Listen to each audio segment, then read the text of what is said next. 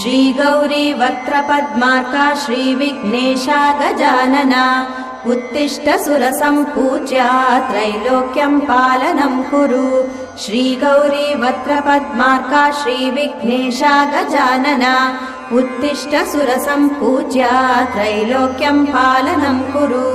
उत्तिष्ठोत्तिष्ठ हेरम्बा उत्तिष्ठ गणनायका उत्तिष्ठ करुणापूर्णा भक्तानां भाग्यदायका। उत्तिष्ठोत्तिष्ठ हेरम्बा उत्तिष्ठ गणनायका उत्तिष्ठ करुणापूर्णा भक्तानां भाग्यदायका।